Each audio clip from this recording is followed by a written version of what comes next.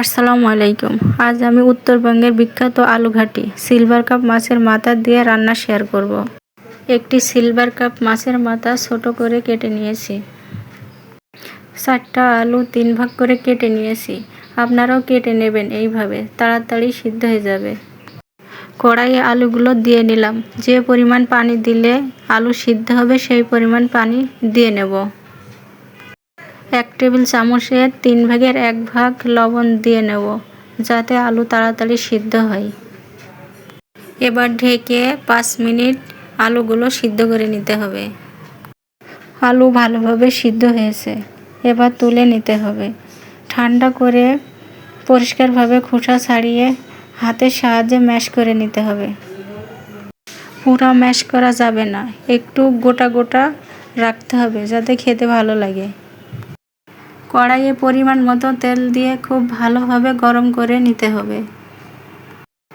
3টা পেঁয়াজ কুচি করে তেলের ভিতর দিয়ে দেবো। 4 থেকে 5টা কাঁচামরিচ দিয়ে খুব ভালোভাবে নাড়াচাড়া করে নেব।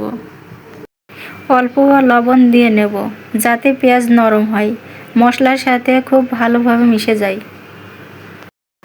পেঁয়াজ যখন নরম হয়ে আসবে তখন দিয়ে দিতে হবে গুঁড়া মশলা। 1 টেবিল চামচ হলুদ গুঁড়া, 1 টেবিল চামচ মরিচ গুঁড়া, 1 টেবিল চামচ ধনিয়া গুঁড়া, 1 টেবিল চামচ জিরা গুঁড়া। বাটা মশলা দেওয়ার আগে গুঁড়া মশলা দিলে রান্নার কালার ভালো আসে। খুব ভালো করে পেঁয়াজ মরিচের সাথে গুঁড়া মশলা মিশিয়ে নিতে হবে। ভালোভাবে গুঁড়া মশলা মেশানো হয়ে গেলে বাটা মশলাগুলো দিতে হবে। পেঁয়াজ বাটা 1 টেবিল চামচ, 1/2 টেবিল চামচ রসুন বাটা, 1/2 টেবিল চামচ আদা বাটা দিয়ে ভালোভাবে কষিয়ে নিতে হবে। যত বেশি মশলা কষানো হবে খেতে ভালো লাগবে। যখন মশলা ভালোভাবে কষানো হয়ে যাবে আবারও অল্প পানি দিয়ে নেড়েচেড়ে মশলা কষিয়ে নিতে হবে যতক্ষণ না মশলা থেকে তেল উঠে আসে। মশলা কষানো ভালো হলে রান্নাটাও ভালো হয়। মশলা থেকে তেল উঠে এসেছে, মাছের মাথা ভেজে নেওয়া হয়নি, এই জন্য ভালো করে মাছের মাথা দিয়ে কষিয়ে নিতে হবে যাতে মাছের আষ্টে গন্ধটা চলে যায়। খুব ভালোভাবে মশলার সাথে মাছের মাথা কষিয়ে নিতে হবে যাতে আলুর ঘাটি খেতে অনেক মজা হয়।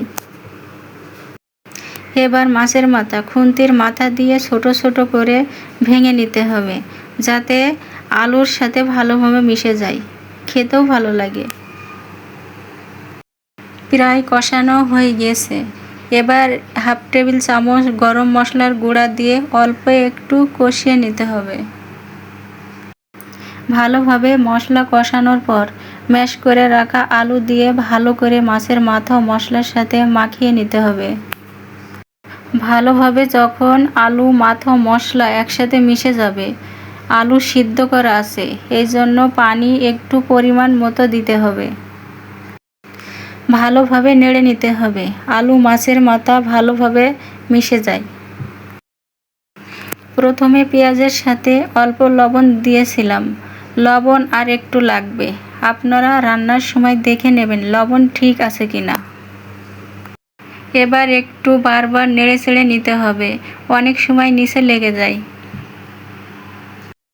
এবার ভেজে রাখা জিরা গুঁড়া দিয়ে নেড়েচেড়ে নেব। রান্না প্রায় হয়ে আসছে, এবার ধনেপাতা ছিটিয়ে দেব। আপনারা অবশ্যই ধনেপাতা দেওয়ার চেষ্টা করবেন, যদি না থাকে দেওয়ার দরকার নেই, ধনেপাতা না দিলেও অনেক মজা লাগবে। ঝোল খুব বেশিও নেই খুব কমও নেই, পারফেক্টভাবে রান্না হয়েছে। আপনারাও আমার এই রেসিপি দেখে রান্না করে নিতে পারেন। রান্নার ভিডিওটা ভালো লাগলে চ্যানেলটি সাবস্ক্রাইব করে দিবেন।